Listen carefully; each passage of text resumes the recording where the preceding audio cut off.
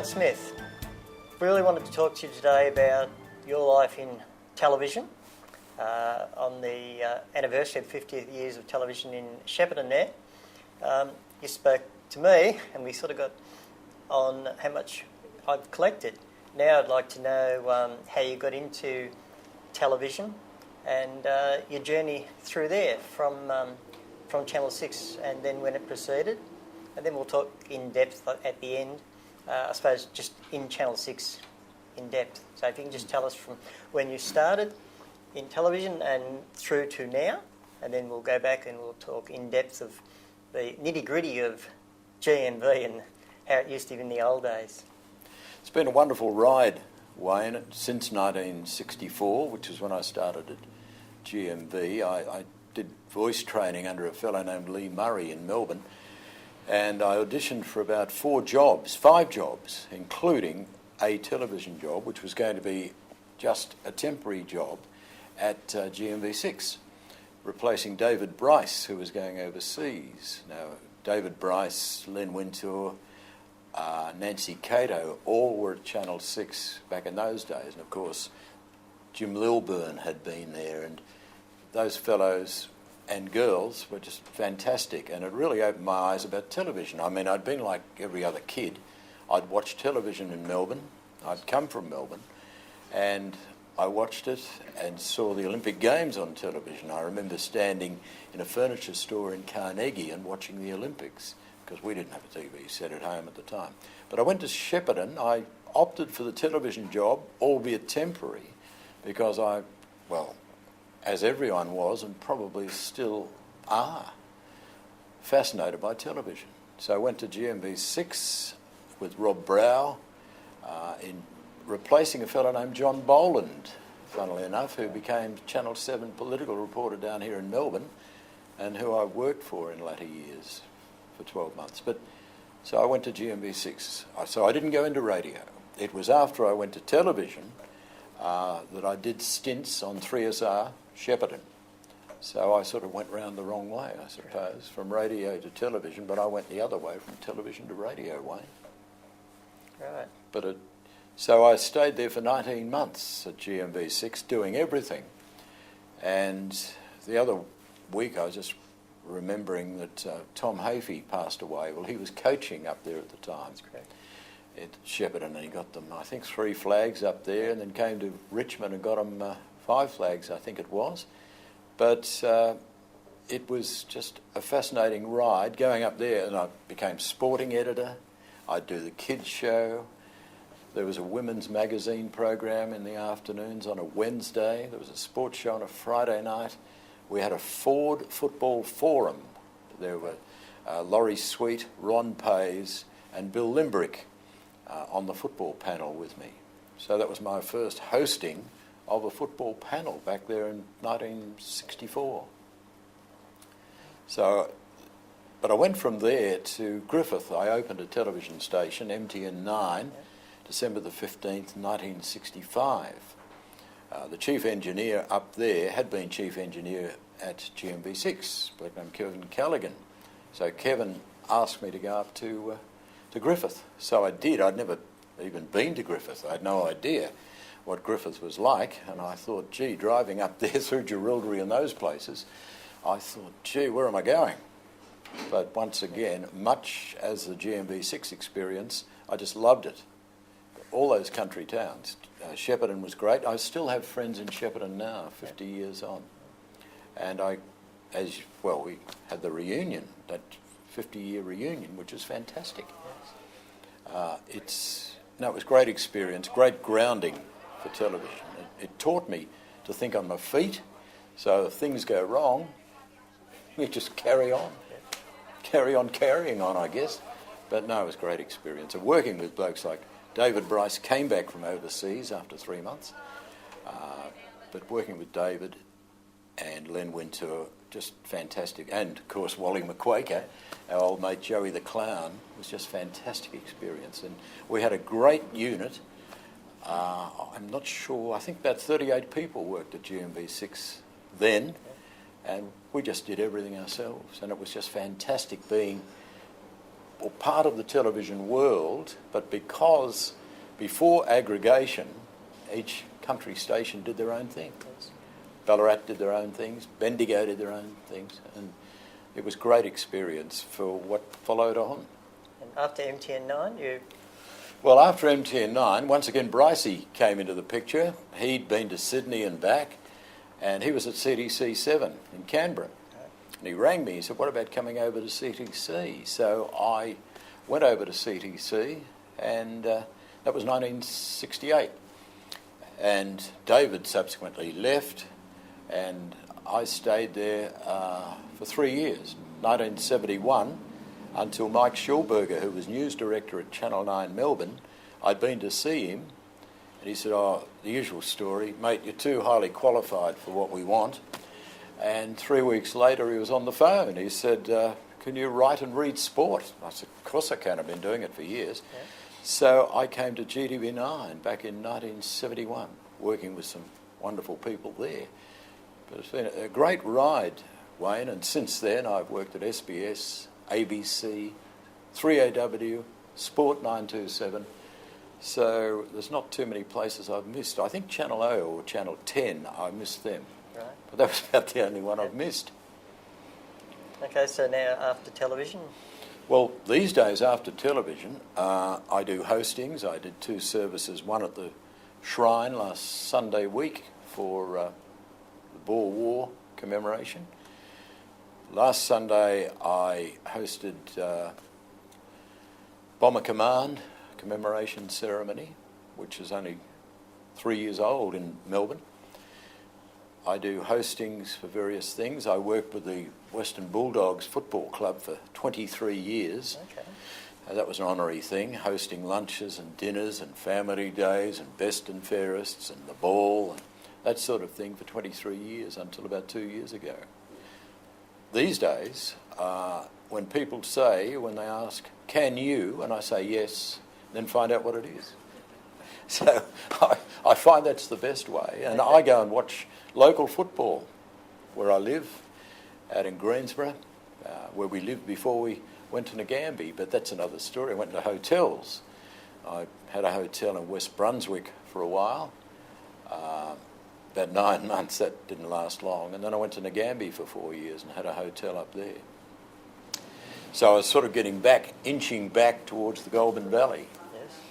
But where I had some wonderful times, and I've still got, as I say, friends in everywhere I've been. I've still got friends, and I was saying the other day to someone, it's a notorious business in that occasionally you can get knifed in the back, but probably I've only met 5 or 6 people in my whole 50-year media career that I haven't got on with. Okay. And I don't know whether that's me being soft or just that I got on well with people. But no, I've always enjoyed it. And everyone's got a story. And I'm now a funeral and marriage celebrant, and I hear all sorts of stories. And I enjoy listening to people's stories. When I was doing interviews, Wayne, all those years ago, if I'd interview, say, a Tom Watson, great golfer, I'd spend half an hour with them before I did the interview, just getting to know them, getting their confidence, and then doing the interviews. Made it so much easier. The cameraman would be saying, come on, Smithy, come on. And I'd say, well, I'm just getting to know Tom or Tiger or Jack Nicklaus or any of the top tennis players. So, yeah, but and tennis, I hosted the Colonial Classic at Kooyong for a number of years, which I'm not sure what it's called now, but till Channel 7 brought it in-house. But I enjoyed that. I just enjoy getting out and speaking to people, Wayne, and occasionally I talk too much, but I gave a talk to a Probus club the other day, weddings, as I say, weddings and funerals. I did a funeral last week. So whenever anything people-orientated, I can settle in and do. Yes, well, as you know, with Michael's website, Regional TV Australia, we really wanted to talk to people that have been in regional television and get the history of it down onto the media, onto the website, for people to see, because the way television operates now, there's nothing like it was in the early days. If we go back to GMV6 as far as the news, we've seen on that DVD that you were projecting the news onto a screen, and you're making up the script was to read it, or what was happening there? Pretty much, we'd get the news from Channel 7, not like today where you press a button and pictures come in from all around the world, but in regional TV, and I admire Michael for putting all this together, because keeping the thoughts of regional TV, which was a big happy family, even though we keep running into people, you're at BDV6 Ballarat when I was at BCV8 or GMV6 or RFVN2 Wagga or AMV4 Albury or GLV10 Traralgon. But the news we would take from Channel 7, but instead of pressing a button and the pictures coming in, it would come up by bus 24 hours late. But of course that's all we had. They didn't have links, they didn't have the microwave links between Sydney and Melbourne and Shepparton and those things, but would actually come up on 16mm film, little reels like this, probably depending on the length of the story, 30 feet, 40 feet. Yeah. And we, through a bloke named Bruce Vine, who was at GMV, Alan Humphreys and myself, would put together a full half-hour news. Three of us would put together a full half-hour news. We didn't do much local stuff. I remember the first couple of local stories we did. I think a huge story, like a wall blew down in Shepparton. They were building a brick wall and a storm came up and blew the wall down.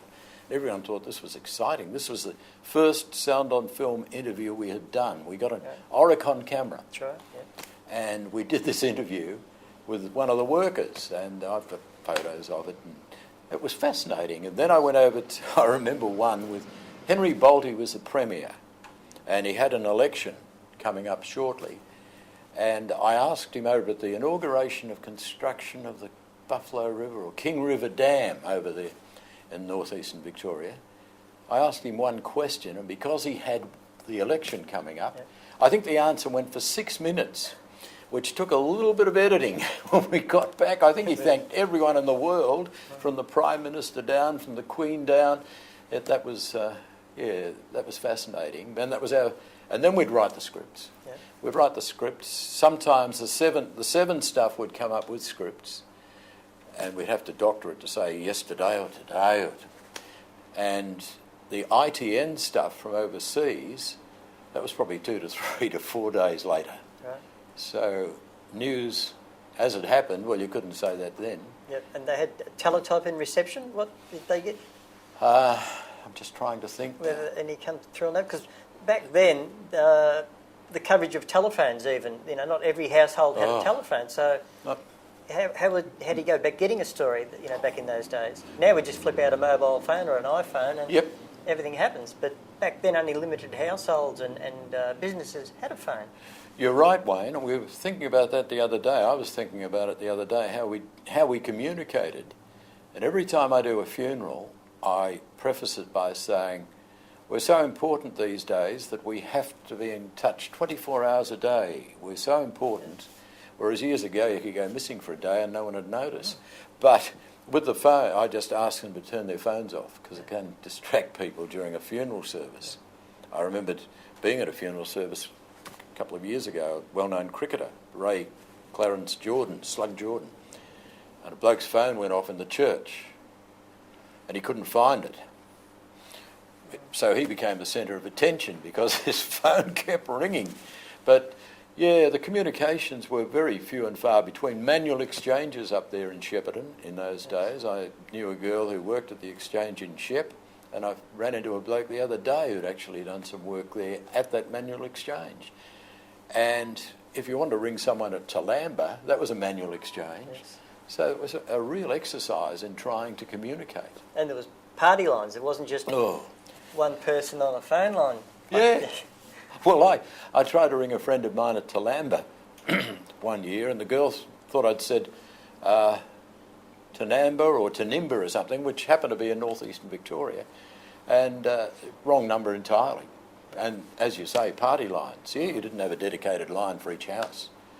but that was the way it was. And that's probably been the big change over the years, the technological changes between cameras. I mean, the cameras, we had those image orthicons down in Melbourne, but the Vidicons they had in Shep were huge things, really, in comparison to what they're using today. Yeah. But communications is probably the thing. I remember the excitement when I was in Canberra. I think we actually had a fax machine. But yeah, things changed. Because in those days you had Gestetners and things like that that you'd copy. These days it's just copiers, you can get them for what, $40 at Harvey Norman or something? Yeah. But everything changed, and well, for the better, I think, in many ways. Okay, now going back again to GMV6, to William the Quaker. Yep. What a character. I was a kid, 8.5 years old back then, and used to go into the GMV juniors. Yes. And this guy was just amazing what he could do. Yeah. And changing into other people also. He was the Ansett Airlines captain. Yeah, we did those. We did, yeah. The singing. Yeah. With the guitar as a character. Yep. And the amount of effort that he had to do to make a show. Oh, yeah. It wasn't scripted. No, it was all ad lib, and it was just brilliant. He was brilliant. He's a great bloke. I ran into him singing country and western up there on the Elsie station. We of the Never Never was the book that I think a lady named Gunn wrote, and it was set on that station, and that's where Wally used to have his virtual travelling country and western show, and I ran into him up there, 15 years ago. But then, of course, I've run into him subsequently. Yes, he said to me that he enjoyed that side of it in his time at GMB6, how much he enjoyed it. Oh, he did. But then he said when he went on and he was singing and with the guitar, that he brought out Joe the Clown during the day up there on these stations for the kids, because the kids would have nothing to do the day. He'd play at night for the parents with the guitar, but then he changed into his alter ego, Joey the Clown, for the kids during the day. Yeah, that'd be right. The GMB Juniors was a very popular show, and up there at GMB, we were trailblazers. I'm not saying me particularly, but David Bryce put together a show sponsored by Coke, funnily enough, called The Casual Club. And they had so many great artists on that, many of them from Sydney, like Cole Joy, Little Patty, and I got to know them through Brycey. So the network just spread incredibly, but David put this show to Colleen Hewitt, I think, made her television debut on The Casual Club. But Brycey was such a polished performer. He was very good. They were all good. I mean, Nancy Cato, arguably, to my mind, is the best lady I've seen as a presenter on television, and I've met quite a few of them and worked with quite a few, but Nancy was great. Len Wintour was good in another way. Len was quieter, but had a good sense of humour, went to travel. I don't know where he is now. In fact, I'm still trying to find a few people. But Len, David, myself, Wally, then Nancy Cato was replaced by a girl named Susan Kramer Roberts, and she became the host of the kids show, hostess. I don't know what's politically correct these days, but and we do things like, say, doing the kids show, we'd build our own set during the day. Say you needed a fence, well, you'd paint it up and do all that. And we used to put on our own makeup, Wayne, and of course that caused a bit of a stir around the town, particularly if you forgot to take it off and you're walking down the street. No one had noticed these days. But I was saying to the girl in the pharmacy yesterday, Pancake and Panstick, I knew all about them. But what they did at GMV, they had a time switch on the makeup mirrors for the lights. So when that time switch expired, bang, the lights went off. So you hoped to get your makeup on in 10 minutes. You didn't have a makeup artist. You just had a sponge, I think, and Panstick was a cream, gooey stuff. But if you're listening, Max Factor, don't sue me for it. But, yeah, so I got to know that. But they were things that I wasn't... Coming from Carnegie as an auto electrician, which I did when I left school, to go to putting makeup on in a television studio, caused a bit of a stir, but they were wonderful times, Wayne. I mean, I still think of GMV6 kindly, and as I say, I go to the MCG now, and it's unlikely that I don't see anyone from Shepparton. And as I say, it's Tommy Hafey's funeral. Tom, of course, coached up there, and there were so many people from Shep there. Yes. And you like, it's a family, really, the whole thing. Everywhere I've worked has been like a family. But Shep holds a special spot in my heart, obviously. But, I mean, I'd watched Graham Kennedy and people like that over the years, and then to be actually in latter years working with them, or at least in the same station as they were, it opened my eyes, and it's been a wonderful ride, Wayne.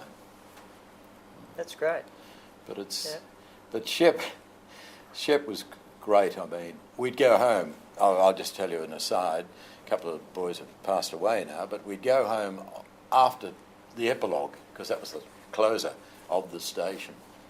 And there was, I think, I can remember a lady doing the epilogue, but we'd go to one of the blokes' places and listen to overnight radio.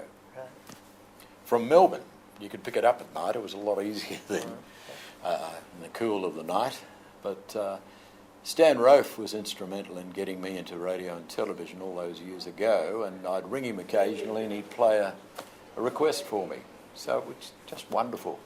And I retained a friendship with Stan, who would have been 81 last week. Right. But he passed away, of course. But so I was lucky enough to meet all the legends, if you like, starting from those humble days, if you like, at GMV6, which was just fantastic. Yeah. And it'd be so hard for people to get into the media side this day. Yeah, I think you're right. I was fortunate. There was I forget how much I was earning a week, but I remember you couldn't wear white shirts because of the flaring. Yes. So we had to buy Palaco grey shirts or blue shirts. Sorry about knocking the mic. I should learn not to do that.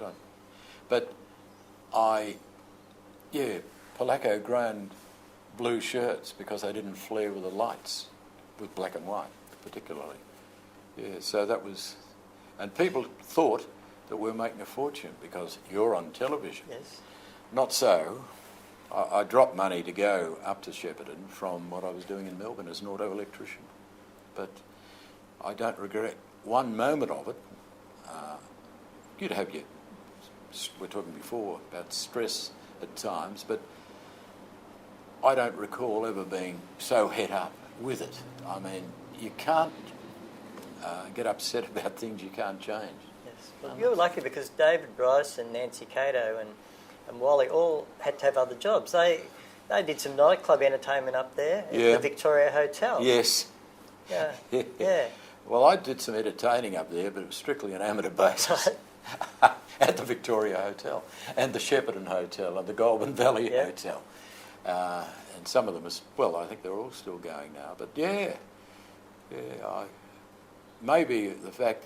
I remember one of the last gigs I did up there in Shepparton was they used to have a Sportsman of the Year. That's right. And Percy Cerity, I think, was the guest Sportsman of the Year that day I hosted it. But I had one funny experience, well, a lot of funny experiences, but some I can mention. I had to look, they had a home show up there, and I forget the lady's name who organised it, but Chips Rafferty, the great John Goffage, came down from Sydney to appear at this thing. And he was there for 3 days. It was my job to look after him, his minder, if you like. But John, or Chips, didn't mind a drink on a hot day, or any day ending in Y. So we played golf. There was a chap up there who was the pro, not Graham Wright, but Len Bora. And Len was about 5'3", and Chips Rafferty was about 6'9" or something, with a big booming voice. So we went and played golf at Shepparton. And every time I hear that song, Pinball Wizard, by Elton John, I think of Chips playing out of the rough at the Shepparton Golf Club, because he would hit the ball and would bounce off the trees, and it was like a pinball machine.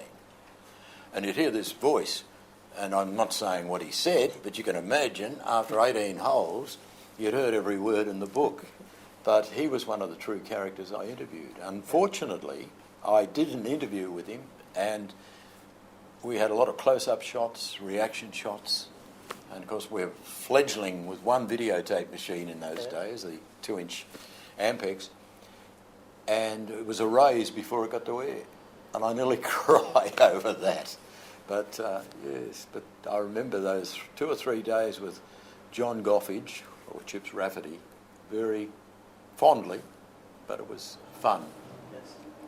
And that's the way I treated it all along, right through from the metropolitan stations to the country stations firstly, and then building to the...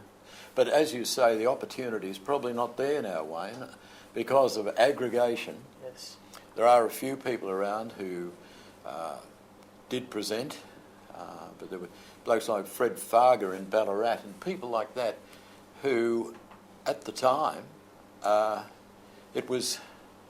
that's how you earned your spurs, was by hosting shows, producing shows, and working together as a team. Yes.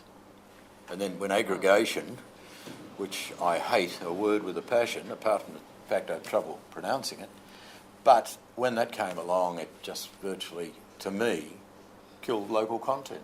Yes. They just push a button, and in they come from 9, 7, 10, 2.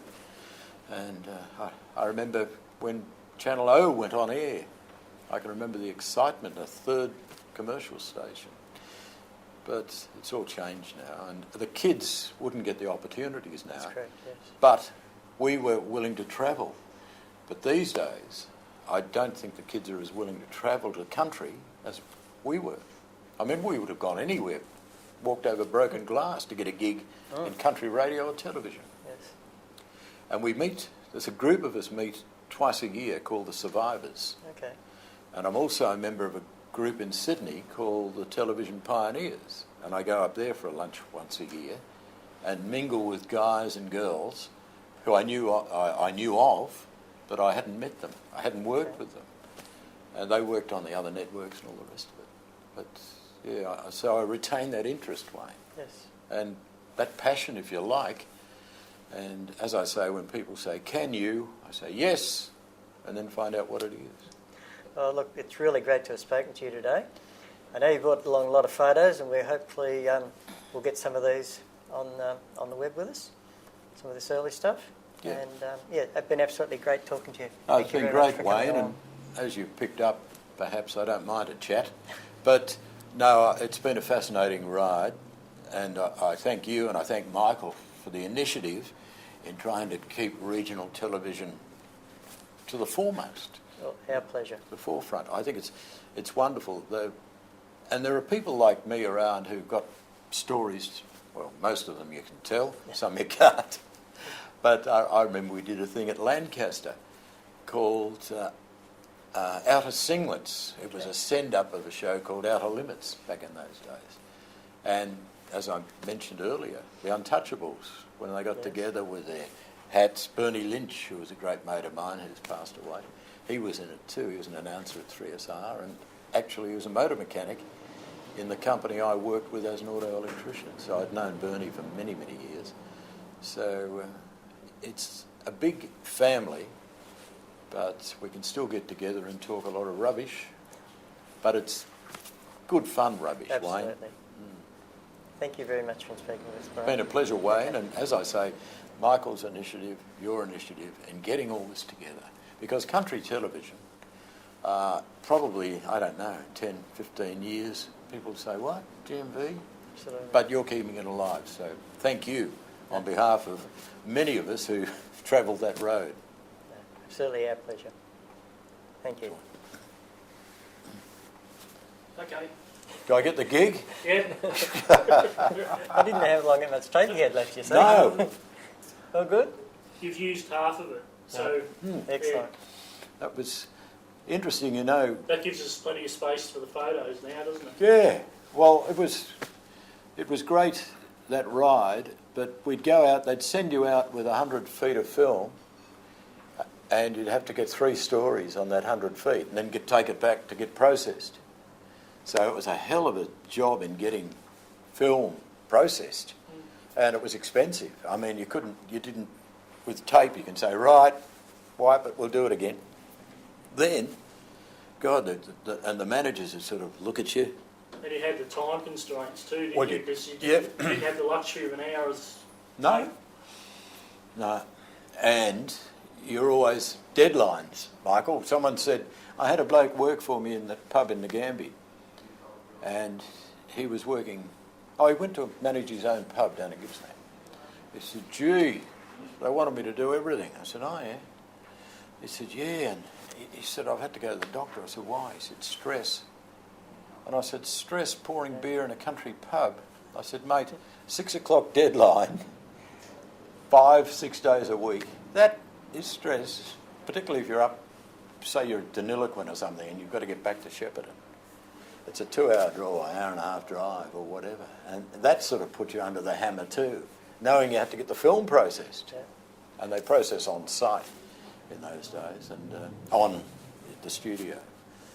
And then they'd have to, the cameraman would have to edit, string the film up on, they had a basket with hooks and he'd string them up and then he'd splice them together. It was all hard splice stuff, even the commercials into the program had to be hard spliced, so they have to break it the next morning and send it off to the next station, hoping you haven't lost too much film, too much of the story. But yeah, it was great. It's been a fascinating ride, and I'll talk about it all day. I gave a talk to the Historic Radio Society last year, and that was fantastic. It was just fantastic to talk about those early days. I didn't have wire recorders. I came after wire recorders. They were 1/4-inch tape in those days, and then of course they tried everything sound. But now, as you were saying earlier, Wayne, the radio guys and girls will go out in a story and just send it back through their phone and broadcast quality. Whereas we were flat out trying to get stories, particularly radio. You'd have to unscrew the handset in a phone and plug it in with alligator clips under the terminals in the phone, which is strictly taboo. Of course, PMG or whatever, Telstra, Telecom, hated you for doing that, but that was the only way you could do it. But now they just, Dennis O'Kane tells you, the technology. I went to radio school with Dennis O'Kane and the blokes from Shepparton, the Kilgowers who were there at the reunion. Don and Rod. Yeah, Don and Rod. And we all went to radio announcing school together. And, but it was just a fascinating time.